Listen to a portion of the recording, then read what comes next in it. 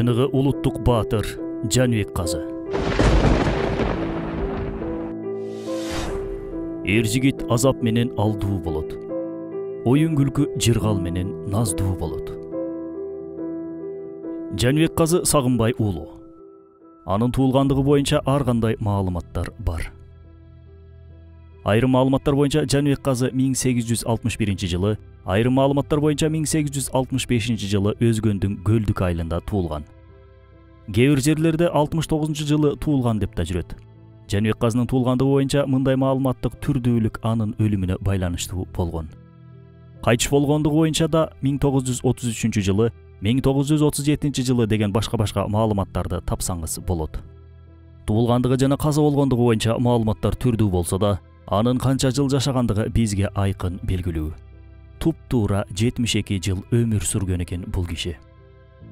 Көрсө, Жаныбек казы чет жакалап Кытайда жүрсө дагы, Совет тыңчылары байма-бай казынын артынан düşүп, когундуктап келише бергендиктен улам 1933 жылы Жаныбек казыны Совет бийлигине өлдү деп көрсөтүшкөн экен. Акыйкатында Жаныбек казы Пакистанга жер которуп кеткен болчу ошондо. Бул жалган маалымат тарыхый булактарга катталып калып, Жаныбек Сагынбай уулунун туулгандыгы боюнча да, каза болгондугу боюнча да башка маалыматтардын келип чыгуусуна себеп болуп берген. Совет бийлигин кооптондуруп, артынан коопсуздук кызматкерлерин ээрчитип жүргүдөй, Жаныбек казы эмне иш кылган? Бийликтин кандай сырларын билчү? Эмне үчүн Жаныбек казы өзүн өлдү деген жалган маалымат тараткан? Бул суроолорго бир канча убакыт бою жооп издеп көрдүк. Даяр болсоңуздар, баштадык. Жаныбек казынын атасы Сагынбай эл бийлеген бий киши болгон. Алма сабагынан алыс түшпөйт болуп, атасынын эл башкарган сыпаты кичинекей Жаныбекте да көрүнүп турчу. Кичинекей бала бой жетип, 18ге чыкканда атасы Сагынбай каза болот. 18деги жигит атасынын ордуна эл тарабынан бий шайланып, элдин үмүтүн актап, өз милдетин майын чыгара аткарган дешет. Ошол эле кезде Жаныбек жаш кезинде Бухарадан илим алып, ислам дининин акыйкаты менен тарбияланып чыгат. Ооба, дал ушул илимдин нуру менен ал жашоосунда көптөгөн караңгылыктан жол таап чыккан. 19 жашында Түркистан аймагындагы бийлердин жыйыны Ташкентте болуп өтөт. Жыйында Жаныбек бий өзүнүн жоомарттыгын көрсөтүп курултайга катышкан, бардык катышуучулардын чыгымдарын каржылайт. Бир караган адамга Жаныбектин мындай аракети дардаңдап акчасын жөн гана асманга чачуу сыяктуу сезилүүсү мүмкүн. Анткени Жаныбек казы же Ташкентте үй ээси болбосо, же жыйынга келгендер бейбачара адамдар болбосо. Эмне кереги бар эле дейсиз да, чын эле. Бирок бул чогулуштун маанилүүлүгүн баамдай турган болсоңуз, бул оюңуздун орунсуз экендигине ынанасыз. Анткени жыйын 1880 жылдарда Кокон хандыгы кулап, элдин тагдыры кылыч мизинде турган учурда болуп өткөн. Калктын тагдырын чечүүчү курултайдын чыгымдарын каржылоодо Жаныбек казы эч кандай чыгашадан аянган эмес. Империалисттик Орусия Түркистанды басып алгандан кийин колонизаторлук ниетин ишке ашырып, бул аймакты орусташтырууну көздөйт. Оккупациядан кийин эле Түркистан генерал-губернаторлугу түзүлүп, борбору Ташкент шаары болот. Ошол учурда Хива, Бухара жана Кокон сыяктуу аймактардын калкы аябай оор шартта жашашкан. Натыйжада эл мезгил менен көтөрүлүшкө чыгууга аракет жасашкан. Бул көтөрүлүштөргө эки негиз себеп болгон. Биринчиси ислам динин кармануу, экинчиси улуттук түркчүлүк аң сезим. Биринчи дүйнөлүк согуш бүт дүйнөгө азап, кыйноо жана жакырчылык алып келгенде эле, бул кыйынчылыктар Түркистандын башына да келди. Орусия империясы өзүнүн экономикасын калыбына келтирүү үчүн элдин мал-мүлкүн тартып ала баштаган. Бул аз болгонсу падыша Николай II 1916 жылы Түркистандан 500 000 адам армияга барсын деген жарлык чыгарып, ага кол коёт. Жергиликтүү калктын туткун сыяктуу жашап жатканы аз келгенсип, падышанын бул чечими падышалык Орусияга болгон жек көрүүнү ого бетер күчөттү. Жек көрүүнүн натыйжасы бийликке каршы баш көтөрүүгө алып барып, Жаныбек казы сыяктуу улуттук лидерлер баш көтөргөн элдин сап башынан орун алышты. Андан аркы окуялар дүйнөлүк аренада да курчалып, кан кораталган орус падышачылыгы кулап, ордуна кедей кембагалдар бийлеген, сыртынан теңдик бийлиги сыяктуу көрүнгөн, бирок эски бийликтей эле атүгүл алардан да катаал бийлик келген. Эскиби жаңыбы кыскасы экөө тең колонизаторлор. Элдин материалдык мүмкүнчүлүгүн эле эмес, аң сезимин уурдаганга аракет кылгандар. Бирок советтик режим алгач келгенде алсыз болчу. Ошондуктан элге толгон токой куру убадаларды берген. Соода сатык кылгандар соодоңарды уланта бересиңер. Динди кармангысы келгендер ээн эркин динин кармана алат деп элди убактылуу жоошутуп соорутот. Эки зыянды айласыздан тандоо абалында турган эл зыяны азын тандоого мажбур болгон. Жаныбек казы да зыяны азын тандоо абалында ошол убактарда элди жаңы ордогон бийликке кошулууга чакырып, кызылдар менен кошо бир сапта алгылыктуу эмгектерди жасаган. Жаныбек казы саясий мамлекеттик ишмер катары көптөгөн кызматтарды ээлеп, адегенде казы наамына татыктуу болот. Совет бийлигине каршы күрөшү 1917-жылдарда тагыраак айтканда ал 56 жашка келгенде башталат. Кудум эле кыргыздын Умар Мухтары, Аль-Хаттаби, Ахмет Ясини, Хошимини сыяктуу эле. Ал кыргыз жигиттеринин кол курап, улуттук боштондук күрөшүнө катышат. Аны менен Совет бийлиги келишим түзүп, өзүнүн торуна түшүргөнгө аракет кылат. Бирок бир нече жолу советтик саясатчыларды өзүндөй сөзүндө турган эркек катары ойлоп, алданып калган учурлары да болгон. Режимдин саясатын жүргүзгөн адамдарга ишенүү бул өгүздү музоо туйт деп күткөн сыяктуу эле чынында. Бирок көп өтпөй кызылдарга алданып калганын туюп, аларга каршы чыгып баштайт. Биз алданабыз, бирок алдабайбыз. Эгер сөзсүз түрдө ушул экөөнүн бири болушубуз керек болсо, алданганы, жабыр тартканы, зулум көргөнү биз болобуз. Бирок эч качан алдаганы, зулум кылганы биз болбойбуз. Анткени Куран аятында ыйман келтирген адам катары акыркы жеңиш такыбалардыгы болоорун жакшы билебиз. Большевиктердин революциясынын арты менен кээ бир нерселер өзгөрөт деп үмүт арткан түркистандыктар, андан пайда алгысы келген айрым саясий интеллигенция өкүлдөрү Түркистанда улуттук биримдикти орнотууга аракет кыла башташат. Алаш ордонун лидери Алихан Бөкөйхан боштондукка чыгуу убагы келди. Саясий максатыбыз боштондукка чыгуу деген чакырыгы ошол учурдагы Түркистандын абалын чагылдырып турат. Кокондо Түркистан улуттук кыймылы түзүлүп, анын башчылыгына Мустафа Чокай келет. 1917-жылдын декабрь айында Ташкенттеги мечитте 65 000 киши чогулуп, жашасын Түркистан деп кубанып кыйкырып жатышты. Көп өтпөй Түркистандыктар Советтердин падышачылык доорунда катуу диктатурасын орнотуу менен колониалдык саясатын улантууну көздөп жатканына көзү жетти. Дайыма теңдик, адилеттүүлүк, эркиндик түшүнүктөрүн айтып келген социалисттер Түркистандагы империалисттердин эң каардуу империалисттери эле. 1917-жылы Кокондо Түркистан Республикасы жарыяланган. Кызыл армия Түркистанга киргенден кийин эркиндикти кызуу коргогон шаарлардын бири катары Коконду 3 күн курчоого кармап турган. Шаарга кирген кызылдардын аскерлери Кокон шаарынын элин аябагандай аткылашкан. Натыйжада 10 000ден ашуун киши өлтүрүлгөн. Кокон өкмөтү жоюлду. Кызылдар менен кошо келген армиян бандалары 180дей айыл кыштактарды өрттөп, 20 000ге жакын жергиликтүү мусулман тургундарды өлтүрүп кетишкен. Аман калгандар куралдары менен эски Кокон өкмөтүнүн полиция башчысы Эргеш Корбашы менен биргеликте тоолорго качып кетишти. Кийинчерээк бул куралдуу кишилерге жөнөкөй элдин кошулушу менен Түркистан аймагында орустарга каршы жаңы көз карандысыздык күрөшү пайда болду. Эргеш Корбашы менен Маргаландын айланасында жүргөн Мадаминбек көз карандысыздык кыймылын баштаган адамдар болгон. Мадаминбек Фергана өрөөнүндөгү бул кыймылдын эң көрүнүктүү өкүлү катары советтик системанын аткаруучуларынын элге көрсөтүп жаткан зулумдугуна каршы айланасына күчтүү жигиттерди топтой баштайт. Анын кол астында 30 000ге жакын жигиттер болгон. Боштондук үчүн кыймыл тез арада Фергана өрөөнүнүн бардык аймагына жайылды. Кыймылдын негизги максаты Түркистан, түркистандыктарга гана таандык деп аны баскынчылардан куткарып, эгемендүүлүгүн камсыздоо болгон. Советтик режим бул боштондук үчүн, эркиндик үчүн болгон кыймылдын катышуучуларына адилетсиз түрдө басмачы деген ат берди. Ал эми кыймылга болсо басмачылык деген атты коюп, колунан келишинче массалык маалымат каражаттары аркылуу аларды террорчулар катары пропаганда кыла башташты. Таң калыштуусу, бүткүл жака орусча атты коюп келген советтик режим бул кыймылга кыргызда, казакта, өзбекта, түркмөнда, башкача айтканда жалпы түркистандыктар түшүнө турган эне тилинде басмачы деген атты койду. Натыйжада аң сезимге бул көз карашты идеяны укол сыяктуу куя башташты. Советтик режимдин эң күчтүү аткарган нерселеринин бири бул пропаганда. Ушул күнгө чейин кээ бирки сталинизм, ленинизм суусуна сугарылгандар ал улуттук боштондук үчүн күрөшкөн аталарыбызды дагы деле талап тоноочу, террорист катары сүрөттөшөт. Эгер мекенин сырткы баскынчылардан коргогондор басмачы болсо, анда экинчи дүйнөлүк согуштагы бастырып кирип келген фашисттерге каршы согушкандар да басмачы болуп калбайбы? Чынында күлөрүңдү же ыйларыңды билбейсиң. Ошол учурларда басмачылар тууралуу ар кандай туура эмес жалган маалыматтар НКВД тарабынан таркатылып турган.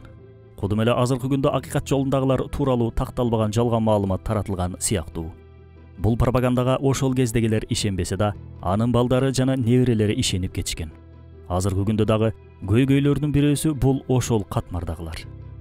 Советтик аскерлерге салыштырмалуу аз санда болгонуна карабай, басмачылар душмандарын оор жоготууларга дуушар кылышкан. 1918 жылы 1-майда Түркистан автономиялуу Советтик социалисттик республикасынын түзүлгөнү жарыяланды. Ошол эле жылы Кызыл армиянын бөлүктөрү Алматаны басып алып, Алаш Ордо өкмөтүн таратты. Совет бийлиги тарабынан көрүлгөн чаралардын алкагында 19-жылы октябрда Орусия коммунисттик партиясынын атынан Түркистан комиссиясы түзүлүп, бул команда Түркистанга жөнөтүлгөн. Аталган комиссия диктатордук ыйгарым укуктарга ээ болгон. 19-жылдан 23-жылдарга чейинки аралыкта аймакта советтик башкарууну чыңдоого, Түркистандын Орусияга каратылышын камсыздоого жана антисоветтик улуттук кыймылды жок кылууга аракеттенген. Сталин басмачы кыймылын байлар тарабынан Орто Азия республикаларын Россиядан бөлүп алуу менен колониалдык класстын үстөмдүгүн кайра жандантуу максатын көздөгөн саясий бандитизм катары мүнөздөгөн.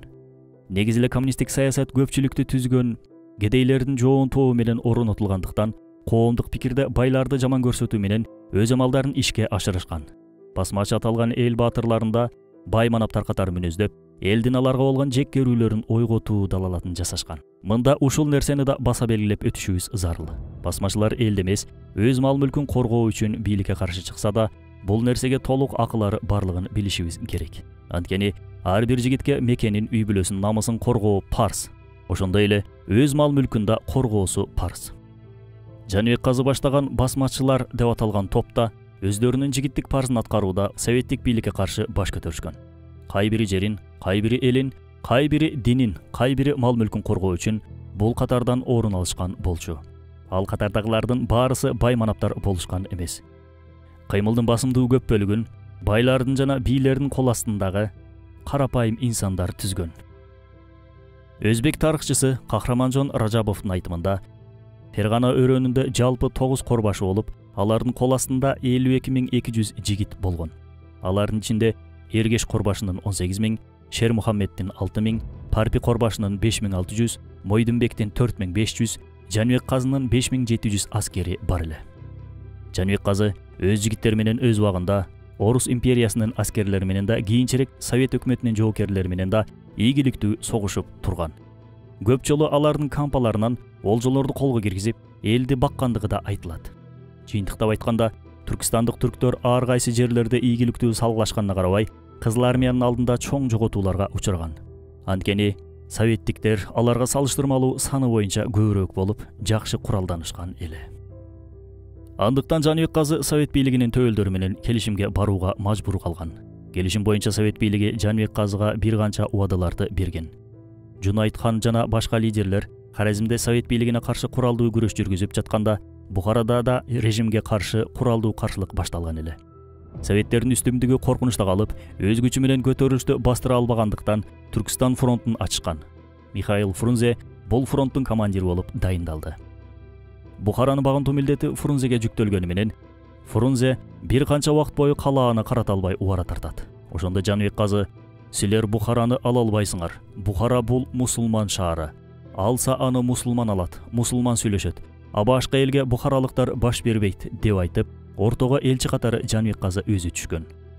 Маалым болгондой, 19-кылымдын 3-чейрегинин ортолорунан тартып, Орус падышачылыгы менен Түркистан элинин ортосунда айыгышкан күрөш жүрө баштайт. Ошол убакта Курманжан Даткадай көрөгөч инсандар элди бөөдө кырып албоо үчүн Орус падышачылыгы менен бир канча макулдашууларга барышкан. Совет бийлиги орноп жаткан кезде болсо антип бийлик менен карапайым элдин ортосунда арачалап турган Датканебиздей инсандар дээрлик жокко эселе. Бир гана Жаныбек Казы бир түр ушундай милдетти колго алып, элди бөөдө өлүмдөн куткарып калуунун чарасын издөө түйшүгүндө жүргөн. Бухаралык элди да бөөдө өлүмдөн качынууга үгүттөп, Совет бийлиги менен бир бүтүмгө келүүгө чакырган экен. Ошол себептен Совет бийлигинин төбөлдөрү менен аралашып, алардын катарында бир канча эмгектерди кылган дешет. Жада калса, Бухаранын Совет бийлигине кошулуусунда көрсөткөн эмгеги үчүн Жаныбек Казы Фрунзенин колунан алтын кылыч сыйлыгын дагы алган. Бирок Жаныбек Казынын мындай аракеттери улуттук боштондук үчүн күрөшкөн басмачылардын көңүлүнө жакпай, Казынын көзүн тазалоонун аракеттерин да көрүшкөн. Адам баласы жашоосун улап кете алуусу үчүн жараткан эгем инсанга 3 негизги туюм күчүн берген. Алар акыл күчү, ачуулануу күчү, каалоо күчү. Алсак, Жанга жагымдуу пайдалуу нерселерге жетүү үчүн адамда каалоо күчү орун алган. Үй жай, унаа, дүйнө, акча, мансап деги койчу адам көңүлүнө төп келген нерселерине жетүүгө болгон каалоо сезиминин күчүнөн улам адам жан үрөп далбастайт. Экинчиси ачуулануу күчү. Мында зыяндуу нерселерди өзүнөн алыстатуу менен жактырбагандарын өзүнөн оолактатуу. Айрымдарын чектөө, айрымдарын таптакыр тыюу. Айтор, адам баласы жашоосунда кез келген мындай жагымсыздыктарды жөнгө салуу үчүн адамдын ачуулануу туйгусуна муктаждыгы болот. Ал эми эмненин пайда, эмненин зыян экендигин ажырата билсин деп даанышман болгон Аллах адам баласына акыл күчүн тартуулаган. Аталган бул 3 туюм күчү тең салмактуу иштегенде гана адам баласы Куранда айтылган Сиротал мустакимге, башкача айтканда туура жолго багыт алган болот. Бул жол адамзаттын эң алдыңкылары аталган пайгамбарлар жолу. Бирок бул сезим күчтөрүн туура эмес, орунсуз пайдалануунун айынан аябагандай канкор зулумдуктар ортого келип чыгат. Мейли жеке жашоодо болсун, мейли коомдук жашоодо болсун, адам баласы өз каалоолоруна жетип, жактырбагандарынан оолак болуу үчүн башкалардын акысына кирүү менен аша чабышат. Тарых беттери бул зулумдуктардын мисалдарына толо. Мисалга, акыл күчүн туура эмес пайдалануу менен анын бузуку абалы саналган жер безеликке жол ачылат. Жер безелик акты кара, караны ак көрсөтүп, бир нерсенин жалаң жакшы тарабын же бир гана жаман жагын айтып, элдин башын айлантуу болуп саналат. Учурунда бул жер безелик аракеттери коомдогу басмачы аталган эл баатырларына да колдонулуп, эл алдында аябагандай караланган. Совет бийлиги карапайым элдин байоолугунан пайдаланып, мактап, жактап, эл алдында ар кандай орден, медальдар менен сыйлап, өз максаттарынын жолуна кызмат кылдырган.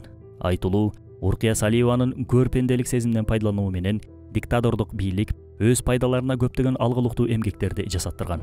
Коммунисттик бийликтин ар кандай мактоо алкоосуна баарыган Уркия илгертен бери аялдардын башына салынып келе жаткан жоолукту алгачкылардан болуп ыргыткан. Уркиянын бул иши эрдик бааланып, чыныга төчүп, революционер аял аталып калган. Салиеванын бул кылыгы советтик бийлик төбөлдөрүнө жакканы менен өз туугандарынын жана кайын журтунун көңүлүнө жаккан эмес. Натыйжада намыстарынан улам Уркияны өз тууган туушкандары эле тындым кылышкан. Аталган окуя элге эл баатырын эл душмандары, башкача айтканда басмачылар жок кылды деген кабар менен жайылды.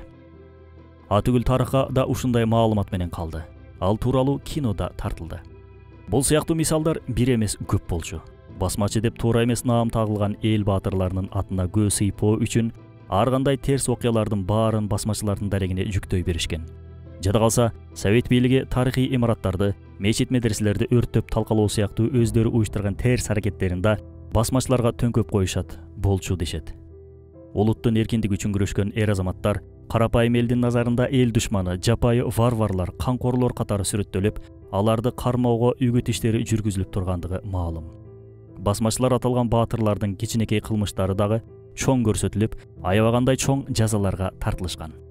1930-жылдарда Жаныбек Казынын жигиттери Алайкоодо бир орус улутундагы чек ара кызматкерин өлтүрүп коюшат. Жигиттеринин мындай чоркоктугу Казыны аябагандай ачуулантып, күнөөлүүлөрдү камчылап сабайт. Бийлик төбөлдөрүнөн кечирим суроо иретинде бир канча мал мүлкүн мамлекеттин казынасына да өткөзүп берет. Бирок бул аракеттер пайда берсе кана. Залым диктатордук режим бир канча айыпкердин айынан жалпы айылды өрттөп жок кылуу чечимин чыгарат. Кызыл аскерлер өзгөндүн көлдүк айылын курчоого алышат. Айылды бүтүндөй өрттөгөн калышканда кызылдар менен аралашып иштеп жаткан Абдыкадыр Орозбековдор буйрукту кайра карап чыгуу үчүн борбордук башкармалыкка бир канча каттарды жолдошкон болчу. Тилекке каршы орус падышачылыгы доорундагы генерал Скобелевдин бирөөсү үчүн баарысы ыкмасы совет мезгилинде да иштеп, бүткүл айылды аяосуз кыргын күтүп турган. Атүгүл жаш балдар менен аял кара картаңдарды да өрттөп кырып жок кылышмак болушат. Атактуу тарыхчы Кыяс Молдокасымовдун чоң атасы Молдокасым менен Орозбеков убагында бирге иштешип калгандыктан Молдокасым дароо ага кайрылат. Натыйжада айылдыктар кыргындан аман калуу максатында Жаныбек Казы бизди күч колдонуп өз тобуна кошконго аракет кылды деген жалган маалыматты айтып, араң аман калышат. Башкача айтканда, Казынын айылдаштарына Казыны мажбур түрдө жамандаттырган советтик режим. Жаныбек Казы Кытайга качууну болжойт. Кетерден алдын Казы биз билген Салижан Жигитовдун атасы Жигитке жана Ташбай аттуу айыл активисттерин качып бекинип жүргөн Кара Шоронун камыр жайлоосуна чакыртат. Жигит менен Ташбай Казынын алдына барышат. Казы аларга тап жылкы сойдурат да ушул сөздөрүн айтат. Өзүңөр көргөндөй, айылды өрттөп, элди кырып салуудан да артка кайтпай калышты бул баскынчылар. Мен өз мекениме батпай калдым. Бөөдө эл кыргынга кабылбасын үчүн кетүүнү чечтим. Элимди, жеримди эч кимге кор кылбай, адилеттүү башкардым. Элим нааразы боло турган бир да иш кылбадым. Баарына калыс карадым. Кыйналгандарга дайыма жардамдаштым. Бирок өз элиме, өз жериме батпай калдым. Мен кетпесем силерге зыян келип калчудай. Ошондуктан мен кетип атам. Силер болсо мындан ары элди кор кылбай, адилеттүү башкаргыла. Эл силерге аманат, деп казы жигит менен Ташбай аксакалдарды кайра узатып коет. Узатып жатып, большевиктер силерди мага жолукканыңар үчүн кысымга алса, биз Жаныбек казыны туткундаганы барсак качып кетиптир деп жалган айтып кутулуп кеткиле. Күнөөнү мага жүктөп кое бергиле деп кеңешин берет. Ошентип Жаныбек казы Кытайга качууга аргасыз болот.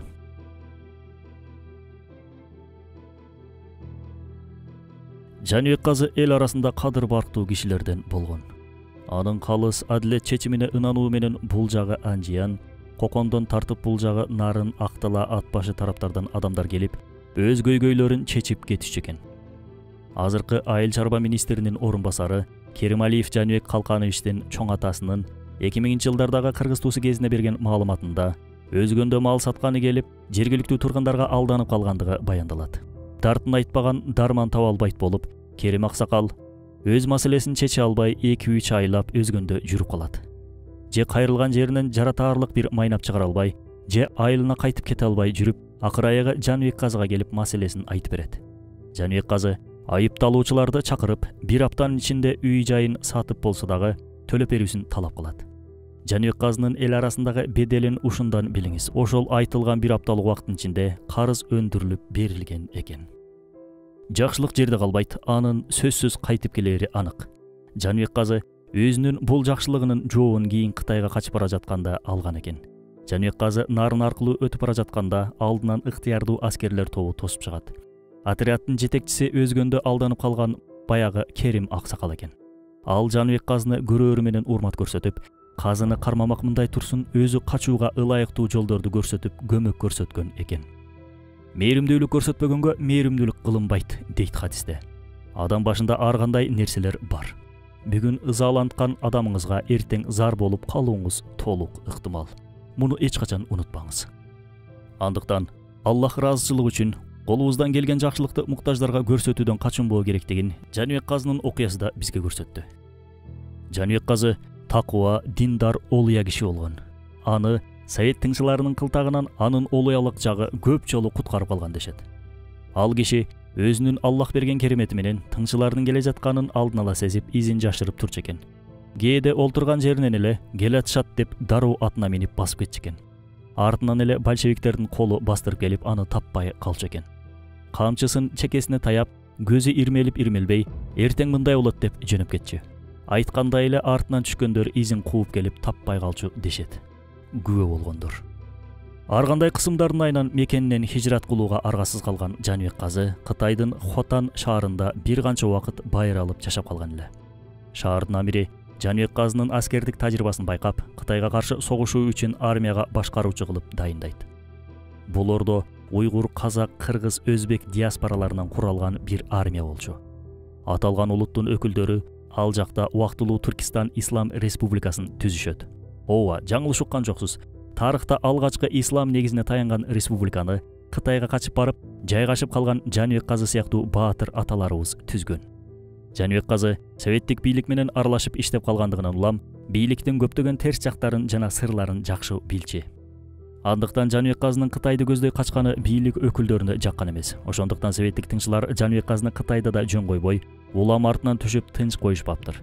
Бир жолкусунда бир тыңчы аны өлтүрүү үчүн келгенде, казы тыңчыдан "Менин башымды канчага баалап алдың?" деп сурайт. Тыңчы айласыдан 500 мылтыкка бааладым дейт.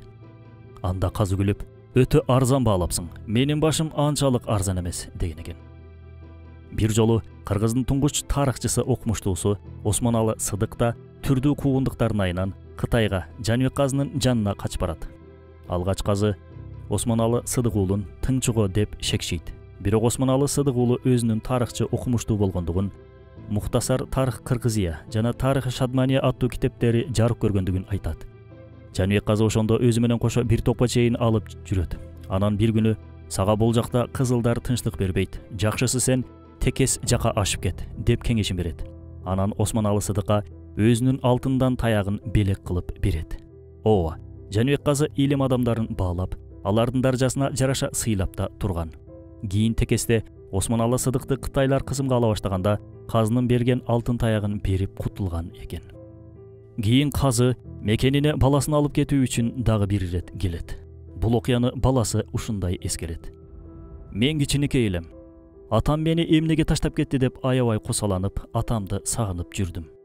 Бир күнү атаң сени алып кетет деген кабар келди. Айтылган жерге барып атамды күтүп олтурдум. Бирок атам кечигип атты. Мени алдап кеттиби деп аябай кыжаалат болуп корктум. Бир окумда ары жактан аттын дүбүртү угулуп, атамдын үнү угулду. Аябай сүйүндүм. Чуркап барып атамды кучактадым. Карасам, атамдын артынан ондой кой ээрчип алыптыр. Мен атам менен кошо жолго чыктым. Койлор биздин артыбыздан бат жүрсөк бат жүрөт, токтосок токтойт.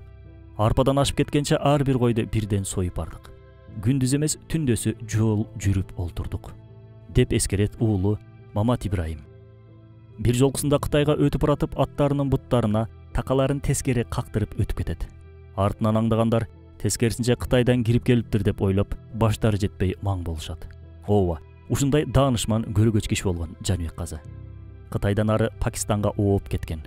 Болжол менен 1937-жылы бул жалган менен кош айтышып, акыйкат ааламга көчүп кетет. Мекенине болгон кусалыгы жүрөгүндө муштумдай болуп түйүлгөн бойдон Пакистандын Гилгит шаарына караштуу Иммит кыштагында 72 жашында каза болгон. Өлөр алдында мекенин, өз топурагын сагынгандыгын айтып, кусаланып, балдарына ушинтип керез калтырган экен. Бир күн келет, орустар кайра кайтып кетишет. Ошондо мамлекеттин башына акмак башчы келсе да, өлкөгө кайтып баргыла. Бул жерден да казынын олуялыгын көрүүгө болот. 91-жылы казы айткандай өлкөбүз эгемендүүлүккө жетип, башчы катары Акаев келет. Уулу Мамат Ибраим аксакал 1993-жылы Кыргызстанга келет. Кийин балдарын көчүрүп келүү үчүн кайра Пакистанга барган кезде каза болуп калат. Партизандык согуштун улуу үлгүлөрү жөнүндө сөз болгондо Даро, Че Гевара, Фидель Кастро, Хошиминдерди эстейбиз. Кудум, дүйнөдө булардан башка партизандык согуштун баатырлары жоктой. Чынында бул ысымдарды окуткан, партизандык согуш боюнча мастер-класс өткөн Абдулкарим Аль-Хаттаби болгонун мурдагы чыгарылыштарыбызда айтып өткөн элек. Аль-Хаттаби сыяктуу эле улуттук боштондук кыймылында аябагандай эрдик көрсөткөн баатыр Жаныбек казыбыз жана анын жигиттери да бар экендигин унутпай, келечек муунга үйрөтүп, айтып, окутуп келели. Парпи Корбашы, Ади Корбашы, Айтмарек Корбашы, Мойдун Корбашы. Булардын баары биздин улуттук сыймыгыбыз. Биз ээрчий турган баатырлар. Ооба. Бул аталардын жашоосун карасаң, биз чилеп ысыкта кондиционердин түбүндө муздак суусундук ичип, ал эми суукта жылытылган полдун үстүндө кофе ичип өткөн эмес экендигин, тескерисинче ысыкка күйүп, суукка тоңуп, ат үстүндө эл үчүн, дин үчүн, тил үчүн күрөшүп, кыйынчылыкта азап тозокто өткөнүн көрөсүң. Ошон үчүн бул аталардын көзү курч, сөзү өтүмдүү, тайманбас, кайтпас, коркпос баатыр болушкан. Эркек канчалык кыйынчылыкта бышып жетилсе, ошончолук күчтүү, сүрдүү, коркпос болот. Ал эми канчалык жыргалчылыкта, оюн күлкүдө, комфортто жашап өтсө, ошончолук назик, коркок, алсыз болуп калат. Мындай эркектин эркектик гормону азайып, аялдык гормону көбөйүп кетет. Ролигибизди атактуу ислам аалымы, социологу Ибн Халдундун ушул сөздөрү менен бүтүрөлү. Арабтар төө этин көп жешти. Натыйжада төөдөн чыдамкайлык, кызганчаактык жана кубаттуулук аттуу мүнөздөрдү алды. Түрк элдери аттын этин көп жешти. Натыйжада аттан күчтүүлүк, тайманбастык аттуу мүнөздөрдү алды. Француздар чочконун этин көп жешти. Натыйжада чочкодон ыпластык жана даюстукту, башкача айтканда ургаачысын кызганбоо сыяктуу мүнөздөрдү алды. Эми суроо туулат. Тез-тез KFC жегендердин мүнөзү кандай болуп калат? Же болбосо соц тармактарда аялынын ачык сүрөттөрү бар эркектин жеген азыктарынын курамында эмне бар болду экен? Ойлонуп көрүңүз бир тууганым. Аллахым улуттук боштондук үчүн күрөштө курман болгондордун жаткан жерлерин жайлуу, топурагын торко кылсын. Бизди алардын басып өткөн жолун келечек муунга таанытууда себепчи, демөөрчү же дуачы болгондордон кылсын. Амин.